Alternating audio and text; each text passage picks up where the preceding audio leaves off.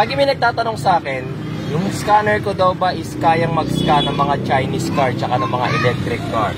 Dahil bago ang Chinese car sa market natin and nag-boom ngayon yung mga iba't ibang electric cars, syempre may mga nagtatanong anong diagnostic tools ba yung pwedeng gamitin. Actually, meron ako scanner, yung mas mahal na klase, pero ang susubukan natin for today's video, itong pinakabago kong scanner, itong ThinkCar 689 BT. Ayan.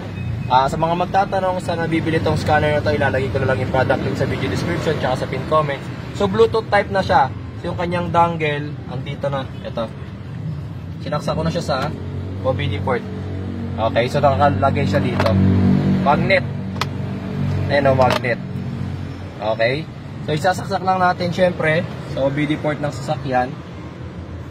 Tapos, subukan na natin guys kasi ito, first time ko palang gagamitin tong 689BT and ito rin yung first car na i-scanin ko. So subukan natin. Try muna natin yung auto search kung madedetect niya yung VIN number nitong Geely Okavango. Ayan, sa mga familiar, Geely is syempre Chinese brand. Ang ganda nung kanyang ng animation kapag nag-VIN scan siya, parang Matrix. Ayan, na-detect niya.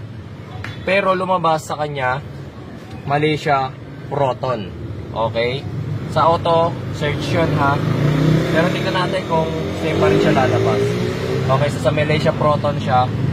So hindi ako magko-continue kasi hindi naman Proton to eh. So lalabas tayo. Doon tayo sa Chinese car and then hanapin nyo yung Geely.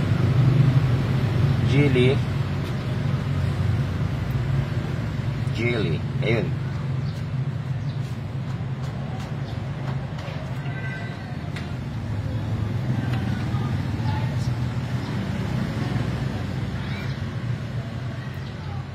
Yan.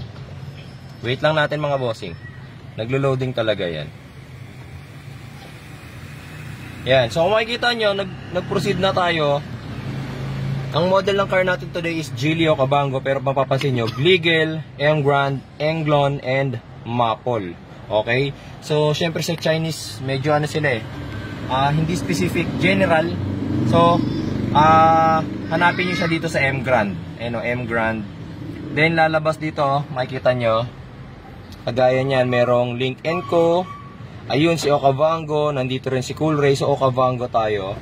So, this is a 2022 model. So, 2021 onwards tayo. And then, quick test. Okay nyo lang yan. And check natin kung madedetect niya yung ating mga system. Kapag lumabas na normal, ibig sabihin na-detect niya yung system. Wala nga lang error code. Kapag pumula, yun yung merong problem. Tapos kapag not equipped, ibig sabihin wala siyang ganung feature. Yung not configured, ibig sabihin wala siyang ganyang feature. Okay? So ito, nakaka-detect siya guys ng Chinese car. Okay? So, good thing na yung mga Chinese vehicle ngayon, kaya na scanin ito. ThinkCar 689BT. Ayan o. Nag-proceed siya sa scanning. Okay. So ngayon, ito muna sinubukan ko ha. Pero susubukan ko rin yung ibang feature. Baka may possibility rin na kaya nito mag-program or tawag ito, ECU coding, something. Titignan ko rin. Pero sa ngayon, at least nakita natin na itong scanner na to, kaya nang mag-check ng gantong Chinese cars.